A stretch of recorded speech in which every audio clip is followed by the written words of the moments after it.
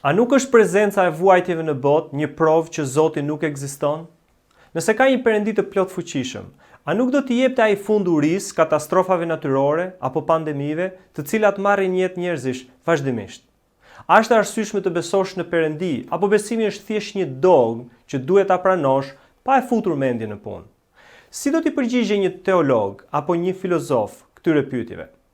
Unë kam pasur privilegjin të diskutoj këto dhe pyetje të tjera posaçërisht për audiencën shqiptare me një njeri të mençur që i ka të dyja këto kualifikime. Ai është filozof dhe teolog. Ai quhet William Lane Craig dhe në vitin 2016 u shpall nga The Best Schools si një prej 50 mendimtarëve më influencues të kohës sonë në Perëndim.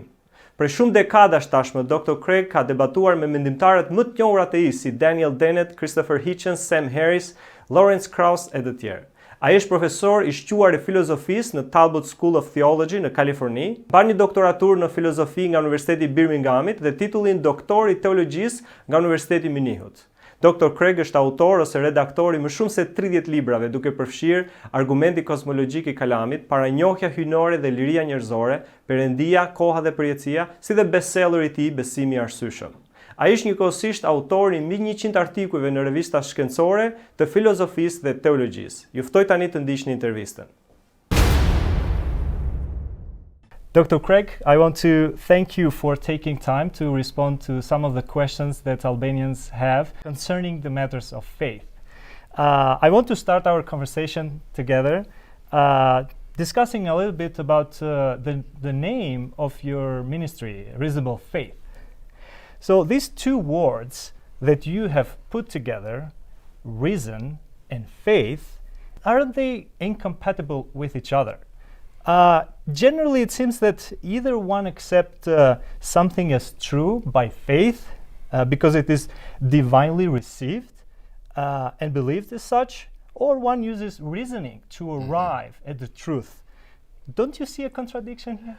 I don't count at all. The name comes from my book, Reasonable Faith, which was actually suggested by the publisher. This was the publisher's idea for a title of the book. And to be honest, at first I didn't like it because I thought it was sort of boring. Reasonable faith, that doesn't sound very exciting or controversial. But as you point out, what I didn't realize is that in the minds of many people, this is very controversial.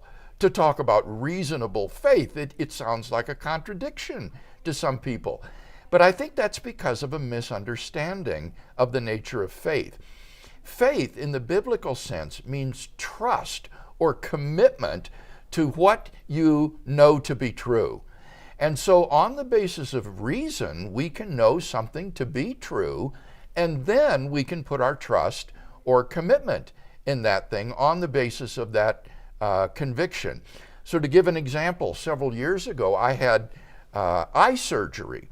Now, before I would allow someone to cut on my eyes, we did research to make sure who was the top corneal surgeon in the United States. And it was only after that we were convinced that this was the top surgeon that I then put my trust in him and allowed him to do something so radical as cut open my eyes. And that would be an illustration of a reasonable faith. My trust in that doctor was a reasonable thing to do. Mm-hmm.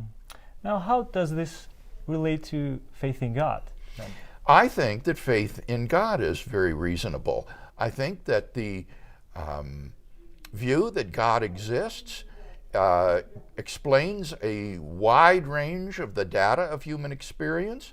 And moreover, I think that the historical evidence concerning the man, Jesus of Nazareth, gives good grounds for believing that God has decisively revealed himself in the person of Jesus of Nazareth, particularly by raising him from the dead.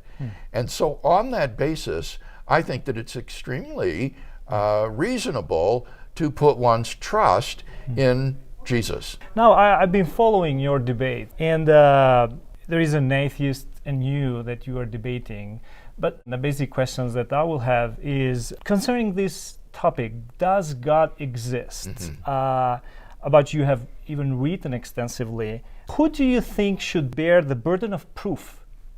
Is the theist who should prove God's existence, or is the atheist that should give evidence for God's non-existence? What do you think? This is a very crucial question. I participated in 8 years of high school and intercollegiate debate competition.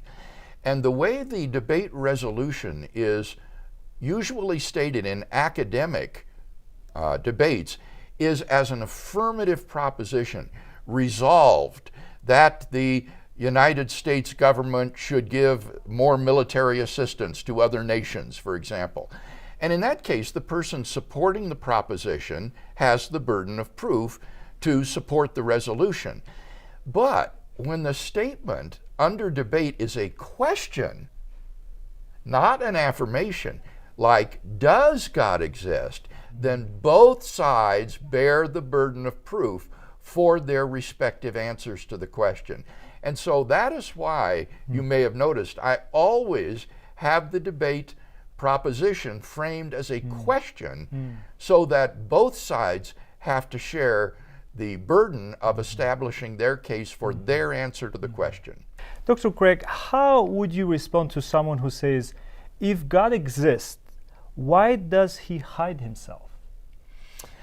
I would say that God has given ample evidence of his existence in such facts as the origin of the universe at a point in the finite past, the fine-tuning of the universe for intelligent life, the applicability of mathematics to the physical world, the objectivity of moral values and duties, and the resurrection of Jesus from the dead. I think that gives ample evidence for belief in God's existence. And I don't think that the atheist can therefore complain that God has not given sufficient evidence of his existence. And if the atheist would demand, well, why doesn't he give more evidence of his existence? He could have made his existence patently obvious by, say, writing his name in the stars, God exists, or something like that. I would say in that case, God knows how much evidence to give to allow free people to make a rational decision as to whether they want to trust him or not, and that it's perfectly plausible that God knew that if he gave any more evidence of his existence, it wouldn't do any good in bringing more people to a saving love relationship with God. They might believe that God exists if he wrote his name in the stars. They might add an additional item to their inventory of things that exist. But that's no reason to think it would produce a love relationship with God, which is what God is really interested in. He's not interested in just getting people to believe he's there. He's interested in having a love relationship, a saving relationship with people. And I think it's very plausible that God knew that the provision of more evidence, in addition to the evidence we have, wouldn't have done any good in bringing about a greater love relationship between people and himself. I want to respect one of the main concerns that those who reject the existence of God bring, and that's the argument of evil and suffering in this world. And if I would put in premises, it will go like this. If there were a God, then he would have put an end to the suffering and evil in the world. We all know that suffering and evil exist, therefore it follows that God does not. Do you find this argument convincing? I really don't. I understand the emotional force of the problem of suffering and evil. There's no doubt that this makes it emotionally difficult to believe in God. But when I assess this argument as a philosopher, I think that that first premise lays a burden of proof on the atheist that is so heavy that no atheist has ever been able to bear that burden of proof. The atheist would have to prove that it's either impossible or improbable that God has morally sufficient reasons for permitting the evil in the world and for waiting to bring it to an end. I see no reason to think that he should have done so by now, rather than thinking that at some point in the future God will eventually roll up the scroll of human history and the suffering and evil in the world will then come to an end. So I remember who has the burden of proof here to support the premises. This is an argument from the atheist. And so he needs to give a good argument to think that if an all-loving, all-powerful God exists, he would by now have brought the evil and suffering to an end. And I see no way of proving such a thing. Now, in your book, Philosophical Foundations, that you co-authored with J.P. Moreland, Yes. In the chapter discussing the theories of knowledge, you write something along this line. If we are capable of knowing something, this presupposes a designer of the faculties that make knowledge possible. This sounds as if you would make from this an argument from knowledge for the existence of God. If that's the case, how would you phrase this argument? This is an argument that comes from the great philosopher Alvin Plantinga. And what Plantinga argues is that the best theory of how it is that we know something to be true is when our cognitive faculties are functioning properly in an appropriate environment. And he examines alternative theories of knowledge and shows their inadequacy. And the way in which he shows the inadequacy of these alternative theories is typically to conduct thought experiments in which all the conditions for knowledge are met on those theories, and yet it's obvious the person doesn't know what he believes. And the reason he doesn't is because his cognitive faculties are malfunctioning. And so Plantinga says the best account of knowledge will involve this notion of the proper functioning of your cognitive faculties. But then you see this puts the atheist in a real awkward situation, because what account can a naturalist give of proper functioning? Proper functioning means something is operating as it was designed to function. And what that implies is that there is some kind of a designer of our cognitive faculties. And so Plantinga says his whole theory of knowledge is a sort of argument for the existence of God. In your writing, you also discuss the fact that some atheists deny the existence of God, not because they don't find arguments for God's existence, but because they do not want to accept the divine authority upon their lives. And you call this in your writings the cosmic authority problem. Proponents of this kind of atheism, which involves thinkers like Thomas Nagel, Yes. explicitly state that they do not want there to be a God. Now, how would you explain this? Are there different levels of atheism? Or would you say that all atheists do not want there to be a God, and Nagel is among those who courageously admits that?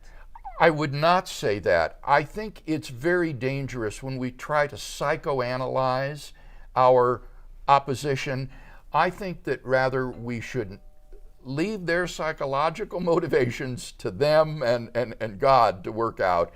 And what we do is simply respond to them at face value. If they give us an argument, we should respond to the argument by saying, this is why the argument fails. We should not say, well, that argument is just a smokescreen. Your real reason is some psychological motivation. I think we should not do that. Mm-hmm.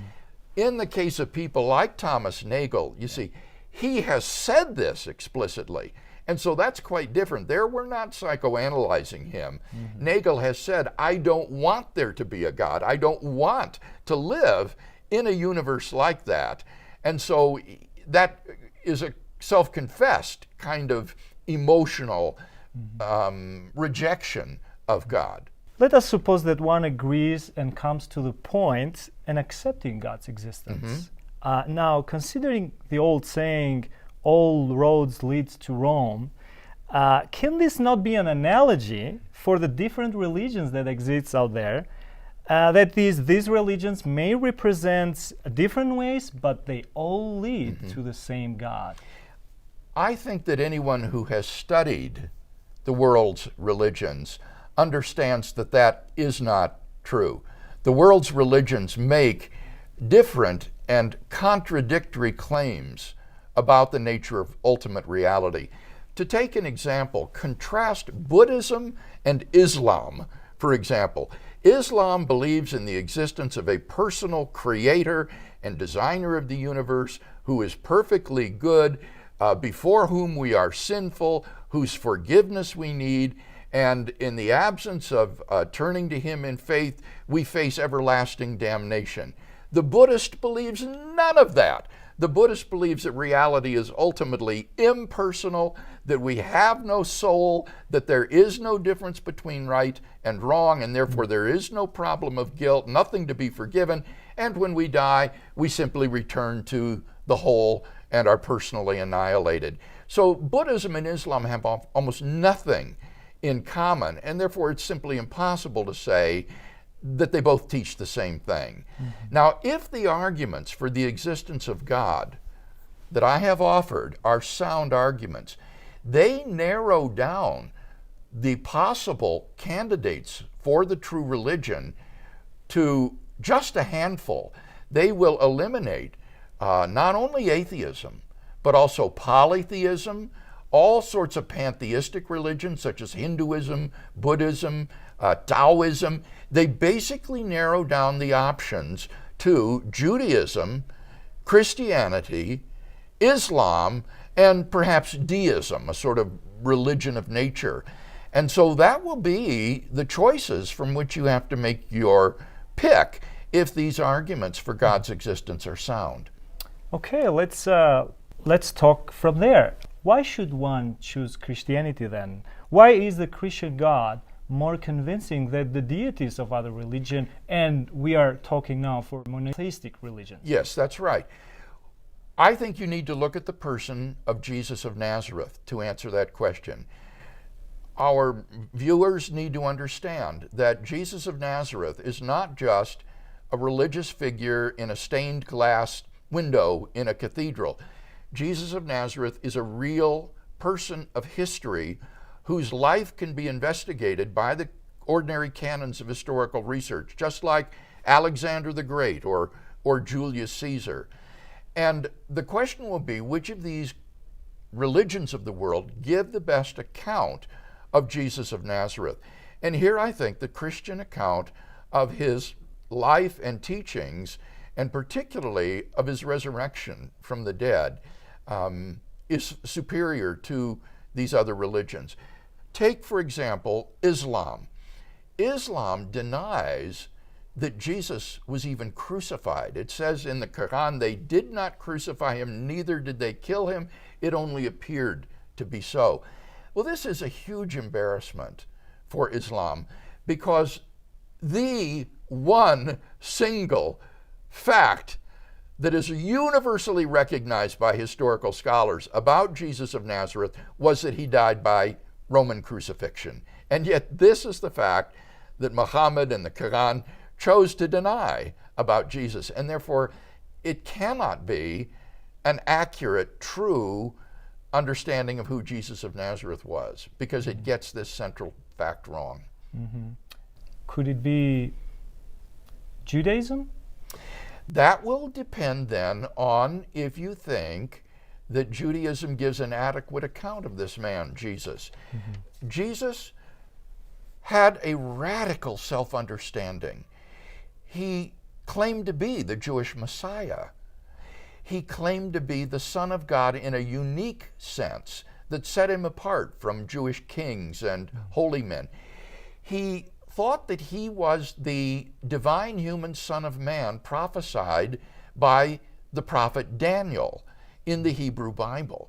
And he was eventually condemned by the Jewish high court in Jerusalem on the charge of blasphemy for making these claims, and then delivered over to the Romans for crucifixion on the charge of treason for making himself king of the Jews. Now, if that were the end of the story, then I think the Jewish person might be justified in saying this man was just another failed messianic pretender who got himself crucified by the Romans for his arrogant and blasphemous claims.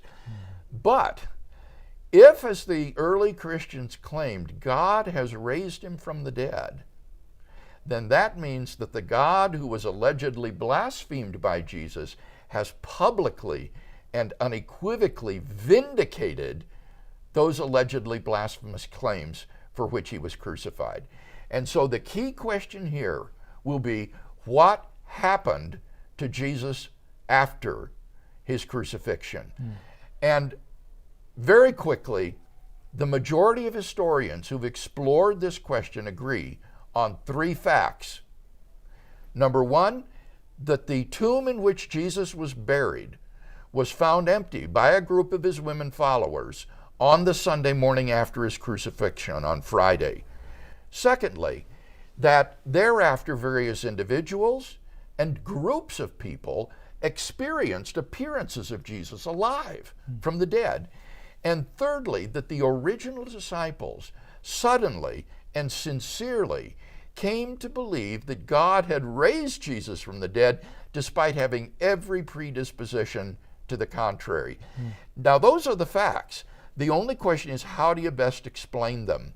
And I cannot think of any better explanation of these facts than the one that the disciples themselves gave, that God raised Jesus from the dead. And for that reason, I think the Bible-believing Jew should say, he was the Messiah after all, and I'm going to follow him and make him my Lord. One of the objections that I've experienced in my ministry in Albania is that despite Jesus' redemptive work on the cross, it seems that not all people will be saved, and some of them will end up separated by his presence. So why can't an all-powerful God forgive all people? God could extend forgiveness freely to all people, but that forgiveness has to be received in order for reconciliation to occur. And so long as people have free will, God cannot coerce them to accept his pardon of their sins. So in one sense, I don't think God sends anybody to hell. He stands with open arms, ready to forgive and reconcile. But people freely and irrevocably reject God and so separate themselves from him forever. So in one sense, God doesn't send them to hell, they send themselves. So I would say that God does freely forgive all persons. At least he offers that pardon to them, but it's up to us whether we will accept that grace and that reconciliation, or whether we will refuse it. Is it any final message, Dr. Craig, that you would like to address our viewers in Albania? Well, I think that Albania has suffered enormously for many, many decades under the tyranny of Soviet Marxism. And as it emerges into a new century and charts a different way, I hope that Albanians will consider the truth of the Christian faith in contrast to the atheism that Marxism tried to cram down their throats for so many decades. It is a new era now, a new day, and the growth of the Christian faith throughout the world, in Asia, in Africa, in Latin America, is burgeoning. It is growing all over the world. And I think it would be wonderful if Albanians were to consider afresh the claims of Jesus Christ and to turn to him for finding reconciliation and fellowship with God. It has been my delight to discuss with you, Dr. Craig. Thank you so much for your time and your thoughts in this The question. pleasure's been all mine. God bless. Thank you.